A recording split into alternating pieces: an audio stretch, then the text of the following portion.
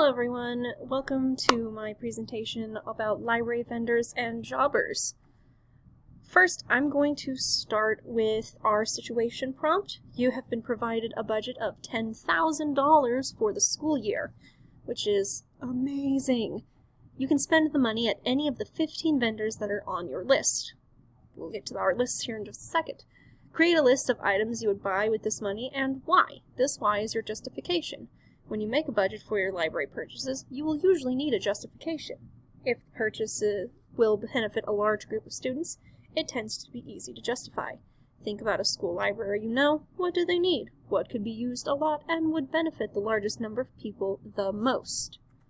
So, between the 5 categories, we would pick 3 stores for each.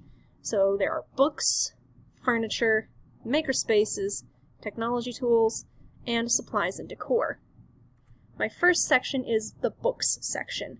My 3 stores for books were Barnes & Noble, Scholastic, and Penguin Random House, usually supplied through bookshop.org. And this is the slew of books that I picked for the books category, coming out for a total of $208.67. I chose top trending and newer books that I thought middle and high school students would like. I tried to find graphic novels, I tried to find K-pop-esque things, fantasy, non-fiction, thriller, terror, horror things, because my students love horror. Find sales when you are shopping, so that way you can get more bang for your buck. Like, if I were to actually put all of the Sarah J. Maas books in my inventory on barnesandnoble.com, I probably would have gotten a huge discount, because it's buy one, get one 50% off currently. And also Scholastic has sales throughout the year, and teachers usually get a very good discount through it. But at a glance, it's $208.67. My second section is furniture. The stores I chose for furniture were Amazon, the library store, and school specialty. And furniture is probably the most expensive part of this whole buying budget thing. I spent a total of $4,501.55. Now, let me show you what we decided on. I wanted 2 of these armless chairs. They look quite soft, very nice and squishy. Wanted 2 of those. I wanted a nice couch of the same material, something multiple students can sit on and enjoy. Lighting is super important to me. I cannot stand fluorescent lights, so I got 3 floor lamps of different lampshades. And also, I wanted to get some classic study carols, just like you would see in college. You have to start with a starter, which is $337, but then you can add on adders for $278 after. And I went with 2 adders and a starter. My justification here is that secondary libraries can be super boring because a lot of them are just shelves and tables. So I wanted to kind of model my library off of what university libraries tend to look like. They've got various types of seating, they've got the carols for every person, the multiple ways of sitting, different lighting in different areas. Just, so that way students who are transitioning to college after high school are in less shock of how amazing the library is, which, duh, it is amazing. Number 3, my third section is makerspace. I went with these 3 stores for makerspace: Tidal Wave Follett, Demco, and of course, everyone's favorite, Hobby Lobby. Hobby Lobby has model rocket kits, which are super duper fun and very kinesthetic, and are a great way to spice up your science lesson plans. I believe it was Demco that had these Introduction to STEM kits and Introduction to Mechanics kits, and I believe it was Follett that had the low-tech stuff, which is the sewing machine and the Crazy Circuit sewing starter kit that I thought would be a nice addition to it. And also these interesting Maker Kit game-looking things for middle-level students about Egypt. I figured that'd be kind of fun, especially with 6th graders learning about world cultures.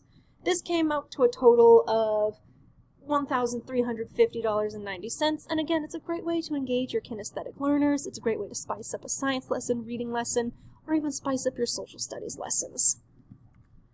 This fourth section was technology tools. This one was the hardest one for me because trying to find prices on subscriptions for these things would require a lot of signing up for things, getting a lot of bloat emails, talking to representatives, and it was kind of a pain, and it was the hardest one for me. But we did end up with a total of $3,490 spent in technology tools. For one thing, Overdrive offers quite a few free things like Sora, which would be great for your reading teachers to keep track of students reading on audiobooks and ebooks. The online reader through EBSCO can be acquired for $895 for middle school students and $1,595 for high school students, so I went with those two at a price point since I'm not really focused on elementary at the moment.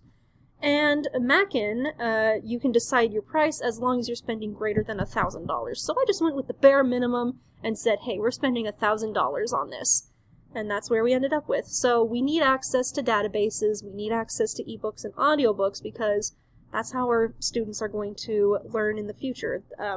They're going to use databases in college. They're probably more likely to listen to audiobooks than they are to read print books. Ebooks are another way of reading, and it's another way to get kids engaged in reading. And it's reliable, for a lack of a better term. Last but not least, probably my favorite section of all is supplies and decor. The stores I picked from were Oriental Trading Company, Staples, and Office Depot, Office Max, depending on your region, what it's called. When in doubt, buy two of everything, which is just what I did. If I'm not careful, I could spend the whole $10,000 here, let's be real, but luckily a lot of things are pretty cheap and pretty inexpensive. For instance, I found some die-cut borders that look like they're watercolors, pretty good for bulletin board making. I'm a sucker for pretty bulletin boards, what can I say? I found some posters that'd be good for different classes like math and reading, even just some motivational posters, because, you know, I like being a motivational person. More posters, oversized wall pockets, I figured that'd be great for, like, the makerspace area, and of course, who can say no to a rug? I want the library to be warm and welcoming. I mean, I am a teacher. The library is my classroom, and I want it to reflect who I am. I ended up spending a total of $260.65. Now, this comes out to a grand total of $9,811.77. We are technically under budget, and we still have quite a bit of money left to spend. So, thank you very much for watching, and I hope you have a lovely rest of your evening.